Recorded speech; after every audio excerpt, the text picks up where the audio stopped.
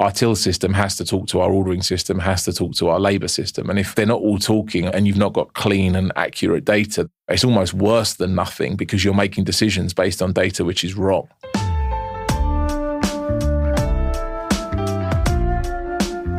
I remember being in a meeting and someone walking in with a 30-page manual on something that was being implemented, and Julian saying, yeah, bring it back when it's half a page and then we'll roll it out.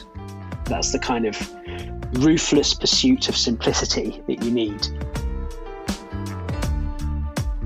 In New York, for instance, the average cost of delivery was 15% of your product because you're dropping off, $60 at croissants. And that's an incredible tax that eventually gets pushed all the way to the consumer. But because we're taking everyone's pastries, that's costs a fraction less. Everyone ends up doing better without having to beat up any one part of the industry. And everyone can actually make more money if it just works together.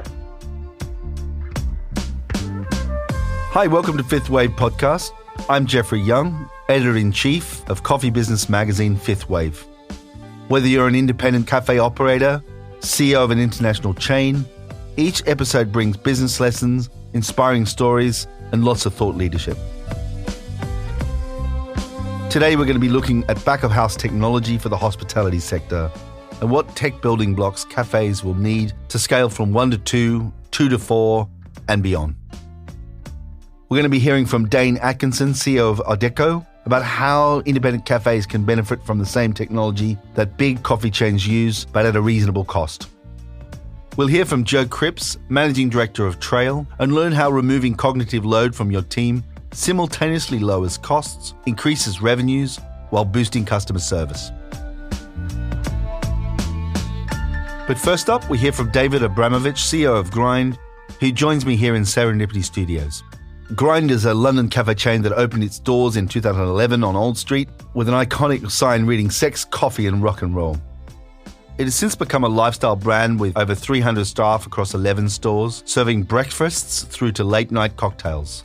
Grind also operates a roastery, an e-commerce store, and it shouldn't come as any surprise to know that they have a recording studio also. Grind uses Revel for their till systems, Caternet for their food supplies, Salima for managing payroll, Trail for compliance, and they also built their own bespoke mobile and ordering payment apps. In this conversation, we're going to learn how David uses back-of-house technology to manage KPIs. He also offers tips for avoiding a cafe operator's worst nightmare. Imagine you've just shelled out thousands of dollars on a new IT system, only to discover that your staff are not using it. I'd really love just to give our global audience a little listen and understanding of, your background as an entrepreneur. Yeah, so the coffee world was never something that I intended to enter.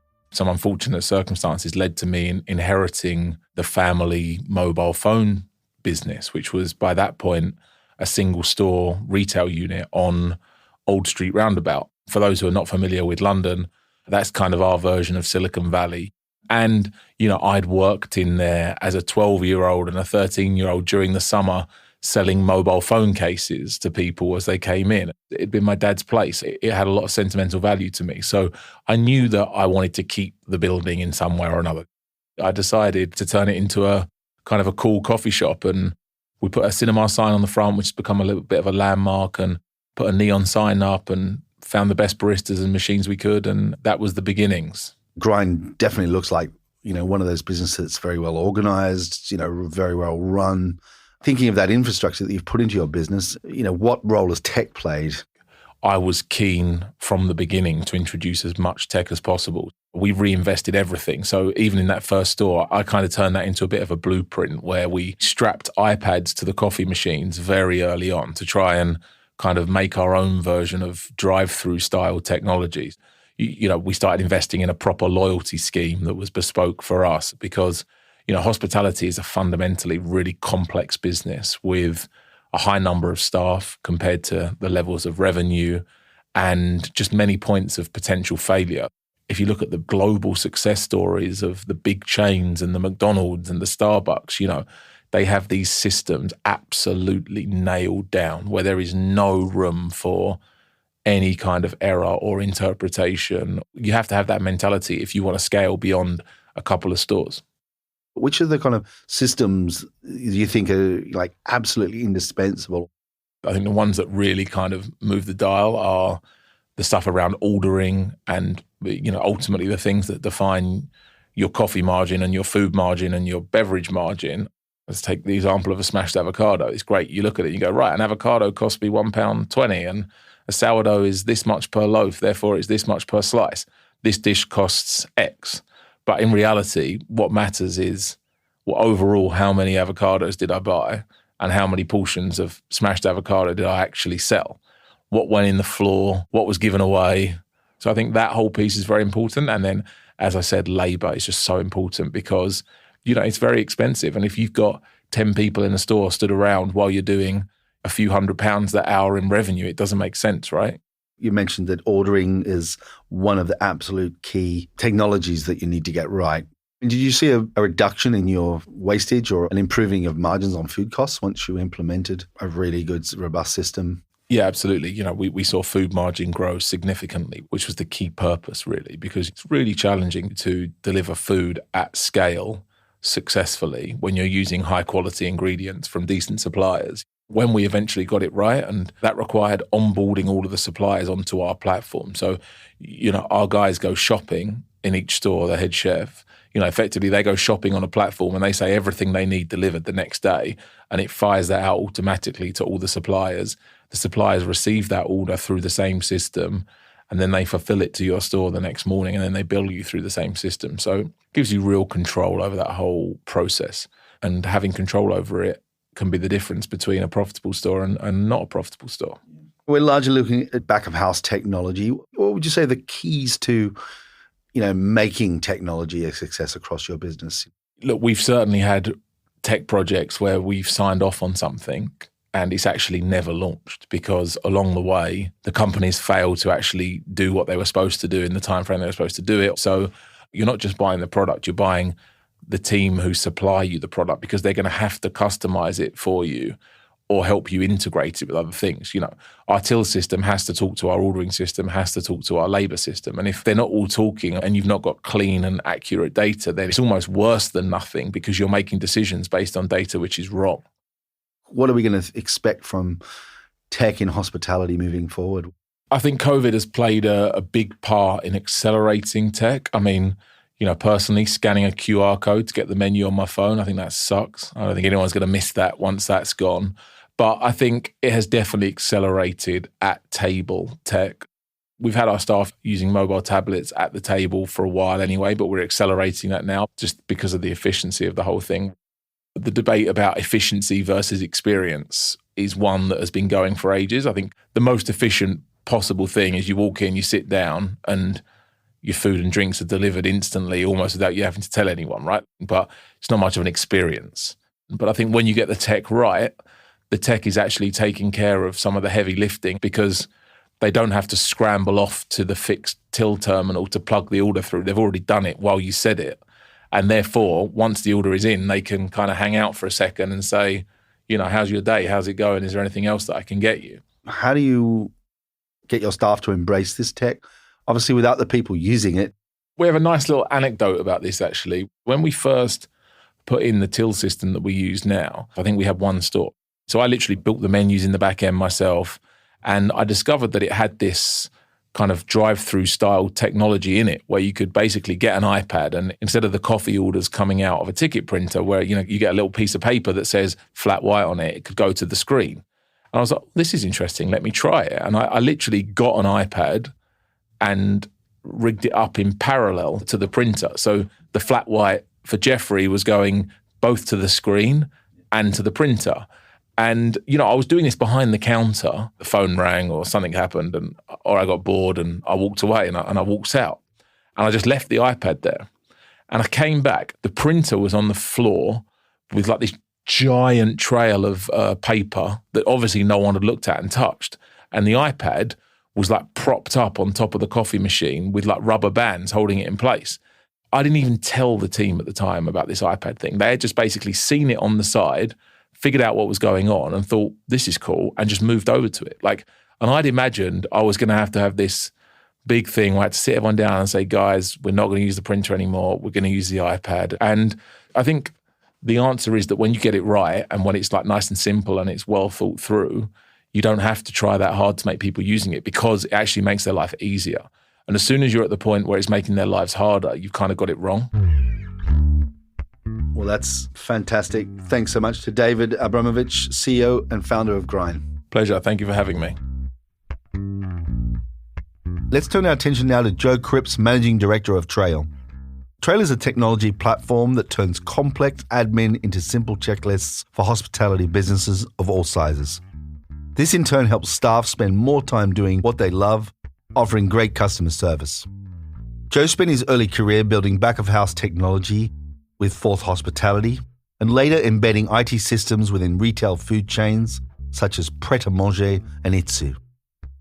In this interview, Joe notes cafe operators should be thinking about using back-of-house technology to remove cognitive load from their teams.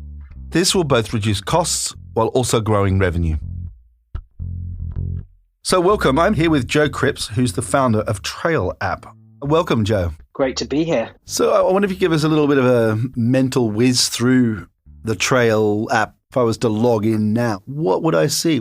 So all you see when you log in is exactly what you need to do right now. We don't want to cloud your mind with, here's 100 things you need to do today. And once you've completed that, the screen's basically blank. You get like a thumbs up saying, well done, now go and serve some customers. Admin shouldn't be the thing that you're doing, right? When you're running a coffee shop, you want to serve great coffee, you want to invest in the customer experience, you don't want to be buried in admin. Okay, so tell us about how it all began. My kind of last gig, I suppose, was at Ep3. They had this thing on the wall when you walked in, which they called the GP Cracker, which was basically every site in their estate and a series of kind of KPIs or metrics, sales, labor, cost of goods, all of that sort of thing. But then they also had sort of customer experience. And the thing that was really missing from there was this idea of sort of an operational score, like almost an efficiency score. And through the course of that gig at Ep3, it became pretty clear that like you can put EPOS in and you can put stock and you can put labor systems in. But in between all of those things are lots of kind of little jobs and lots of ways of working that almost, I guess, just build up over time and aren't really optimized. And so we worked out that there was this gap for a way of head office communicating sort of critical actions down to stores and then being able to track whether those actions had happened in order that they could work out who were the kind of well-performing stores and who needed more help. So that's where Trail came from. How can technology make businesses more financially viable? When people first come at hospitality technology, they maybe think just about cost reduction. When I worked in a previous business, we used to say, right, we'll wipe, 1% off your labor cost and 1% off your purchasing cost if you put these systems in. But for me, it's not just about cost reduction. It's also about how do you raise the top line. And there's a really interesting theory, which actually is a guy called Michael Tingsager who runs Hospitality Mavericks who taught me about this. But there's this thing called the service profit chain. And what this does is it basically says, if you focus on internal service quality and the most simple and best systems, you get better staff engagement, and that better staff engagement translates into better customer experience, and that generates more revenue and profit. It's about cutting the P&L. It's about putting people in the right place, and it's about not just bottom line, but also top line. I wonder if you could talk a little bit about staff engagement and how does the right technology improve or increase staff engagement? When we first built Trail, we spent a lot of time in sites asking people, firstly, what do you do? And then secondly, what do you enjoy doing? And for me, one of the things we have been able to deliver is removing this, as you'd say, like cognitive load from people, all the mess of paperwork, folders, all that kind of stuff. That's all gone. So it's just basically easier to do your job. Once you do that, you get gratitude for your team, which builds engagement. And then the other part we've really focused on is habits. There's this great book called The Power of Habits by Charles Duhigg. And he's talking about how organizations build up almost nonsensical habits and ways of working over time if there's no kind of strong leadership. Oh, we always do it that way. That's the way we've always done it, right? Yeah, exactly. And, I've seen crazy stuff when I've been doing sort of stock takes with people. I'm like, how much salmon have you got? And they're like, I've got 200 kilos. And I'm like, well, there's only 10. And they're like, I use this formula that Ben gave me back in the day, and it's just totally wrong. But that's what they've always done. So I think, Firstly, it's about clearing out the noise for people. But secondly, give them really clear instructions and a clear sort of set of rails to run on for the day. And we really focused on that. And, the technology we've put out in Trail allows people to focus on getting their jobs done, but know exactly what they need to do. I've seen health and safety consultancies come into businesses and say, right, you're going to need these 10 books. You're going to need to listen to us. You're going to need to go on all these training courses. But that's just detracting from those businesses, right? So, when we come into the back office and when people make decisions about back office tech, they should be thinking about how is this removing cognitive load from my team so that they can get out and create a unique customer experience? Because I'm pretty sure that is where it all is. It's the bit that cannot be replaced by robots or quicker coffee machines. It's the bit which is the true essence of hospitality, where, the staff are unencumbered by all the things they have to do and just focused on their relationship with the customer. From an entrepreneurial point of view, what have you sort of learned over the last nearly 6 years now that maybe you would have done differently? Particularly when you're a tech business, there's a lot of R&D that needs to happen before you can launch to a customer. And so, we took venture capital funding, and you can get very caught up in the hype of Silicon Valley and raising money and all that kind of stuff. So if I was talking to my younger self, I would say, don't get caught up in the hype and worrying about being a tech business. Just build a sustainable business. Having a P&L and becoming profitable and being masters of your own destiny are really critical and kind of fundamental to your business. And I guess secondly, you get very caught up again in the machinations of sort of brand and business structure, but really it comes down to the 3 Ps, which are like people, people, people. And COVID has just proved that to me again, which is all that matters to my business are the people that work in my business, because without them, there is no business. What are the traits of the successful business that excels at that art of scaling? I think it's about the true search for simplicity, like not accepting anything complex, even if someone tells you that's the way it should go. I remember being in a meeting and someone walking in with a 30-page manual on something that was being implemented, and Julian saying, bring it back when it's half a page and then we'll roll it out. And it's like 30 pages down to half a page. That's the kind of ruthless pursuit of simplicity that you need. What's so exciting at the moment for me is this idea of using business intelligence and artificial intelligence to examine data, customer feedback, customer behavior, and then using that to inform how your business model should change. And I think one of the reasons we built Trail was that you needed a way, once you gain that insight, how did you get it back into the organization quickly? Pret had this Excel sheet, which every quarter had all the changes they were going to make to the business in every site. They call it the cascade. And this cascade was a beast. And that influenced how I thought about Trail, because I was like, if I could turn that into something live that could happen within seconds. When Wetherspoons, when the COVID stuff started to really hit the press, Wetherspoons spoke to us and were like, we're going to need extra cleaning checklists. And, within 5 minutes, 960 sites are doing them. And I think if you can get true insight on your business and implement those changes, change the plan, then that is, true agility. And that is the way that you scale a business. Joe Cripps, co-founder of TrailUp, thanks so much for the time you've given us today. Oh, it's been such a pleasure. Thank you so much. Next up, we're talking to Dane Atkinson of Odeko. Originally starting as a supply chain management solution, a year ago, Odeko raised $15 million of seed funding. They recently merged with Clusive, a mobile ordering platform, raising a further $12 million. Today, Odeko offers mobile ordering and supply chain management solutions that take what large operators already have and offers it to US-based independent cafes. In this conversation, Dane shows how back-of-house technology is helping independent New York cafes to lower costs and reduce waste while bringing independent suppliers and cafes into a unified platform. We're here with Dane Atkinson, who's the CEO of Odeko. Pleasure to be here. Just for the sake of simplicity, just really explain, what was Clusive? Even before the pandemic, Starbucks and Dunkin' and all of them have made very significant investments in a way for customers to buy through their cell phones, right? Or buy on a web page.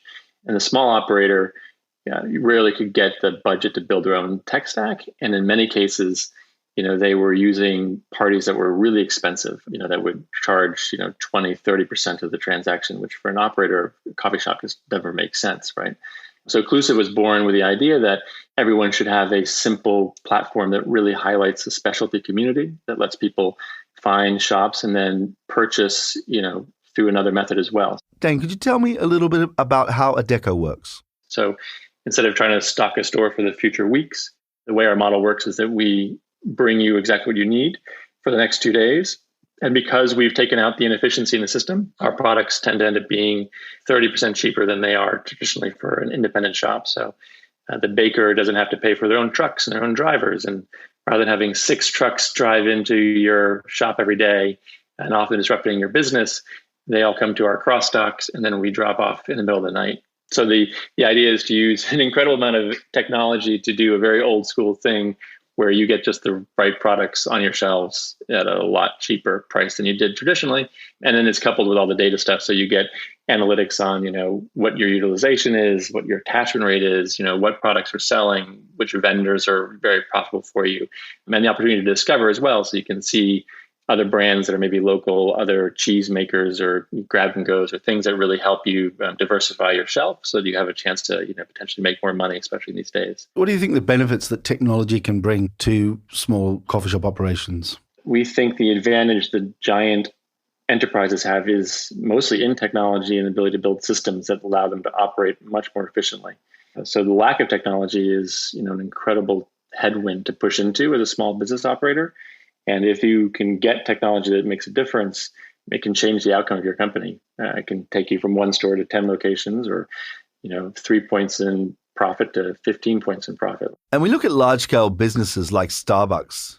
Do you have any examples around how they're using technology to their advantage? For sure. In the beginning, we snuck around those folks to try to understand what they're doing, and they have a lot of technology in place. The most sophisticated thing we do is we use predictive artificial intelligence to try to understand what's going to happen inside a coffee shop in the future. And this is not unique to us. Dunkin' Donuts, for instance, has their own AI team, a demand generation group that supplies all their locations with forecasts of sales for the weeks ahead. That allows those business operators to better procure inventory, to better staff, to significantly reduce waste. Would you say that the main benefit of using technology to optimize the back end is all about cost savings? In normal times, it wouldn't be, right? So what we'd found from our customers, the benefit of savings is really meaningful, but the fact that they don't have to train their staff to understand their 6 vendors and that they can get one consolidated report about how all their locations are faring and understand all that kind of data was really meaningful for them. But as we've all rolled into this new market and this new reality, it's not universal for sure, but certainly the industry is in distress. And what everyone's just trying to do is make sure they've got the balance sheet to get to the other side. So where the savings was definitely meaningful, and I think everyone was excited about it, that's become essential, right? You can't buy $1,000 of paper products, and have it sit in your store for 3 weeks. You try to roll through it, and you can't spend extra on your milk or anything else. You just can't. You need every dollar you can save. So it's become really important. The same thing for order ahead, right? You can't give Grubhub or one of these companies 30% of your revenue. You just can't do it. There's just not the money to be had. You need to watch these details. So we're trying to make sure that we're saving people in every corner we can, because we know that when the world comes back, and it's going to come back with a vengeance towards coffee, we hope sometime early next year. That's when understanding your data and understanding how to really build into those next locations and maximize locations becomes really important again. But today, we know that the focus is just making sure you've got the money. I'd love to get a view as to the impact on sustainability that technology can have on a cafe business. So one of the first things we did when we started running around, trucks for our shops is that I think it was actually Joe Coffee that started this whole process with us, is that they composted. And they took their spent coffee grounds and they had a company come in separately to take it. So we just offered that as a service to all of our coffee shops, where we'd take their extra coffee grounds and we'd bring it up to, composting plants up in Hudson. And then we found out that, there is some extra pastry, even though the AI is much better, but we'd take those pastries and we'd donate them to the shelters and we'd create a tax deduction for that.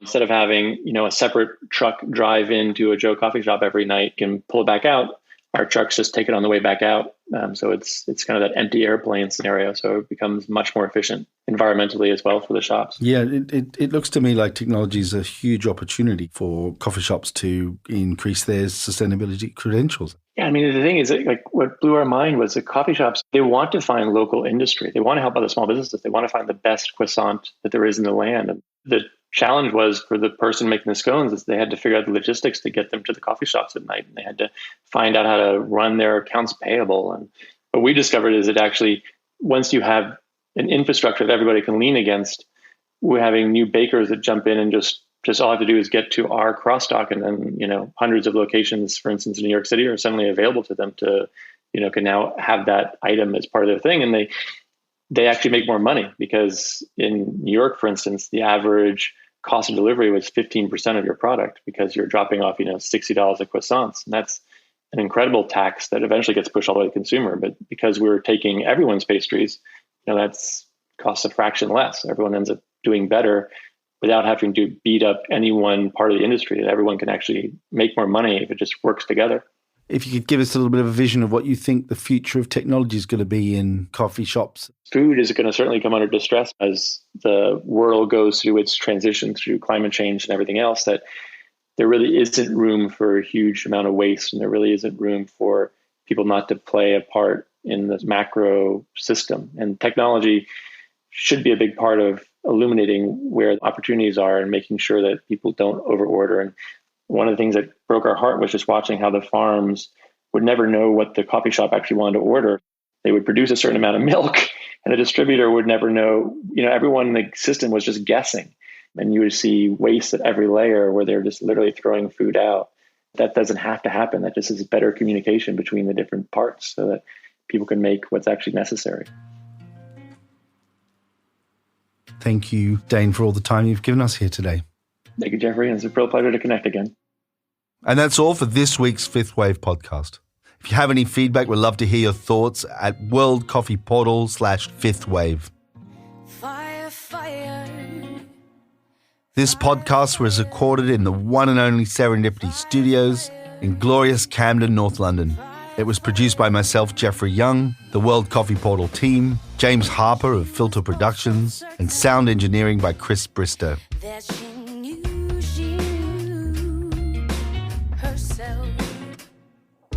The music you're hearing now is Fire by Ruby Confu, a London artist and the winner of the Coffee Music Project 2017. Have a great week, and until next time, stay safe and stay caffeinated. And now she's lost in the system, sins unforgiven. Her soul is burning and her body is in flames. Fire, fire, fire, fire. Don't get too close to the flame. She was looking for love, yeah. All she found was hate. Hurt by the memories, reflection in the mirror. She doesn't even recognize her own face. And her desire for danger wouldn't say no if you paid her. It is a perilous game to be played. Fire, fire, fire, fire. Oh, don't get too close to the flame. Fire, fire, fire, fire. Oh no, don't get too close to the flame. And now it's all gone, and she's just a film.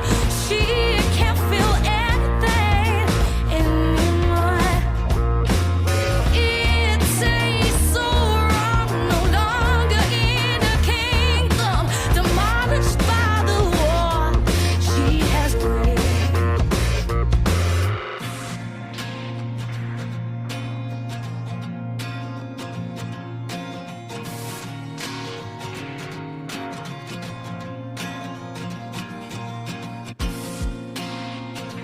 Fire, fire, Fire, fire, fire, fire.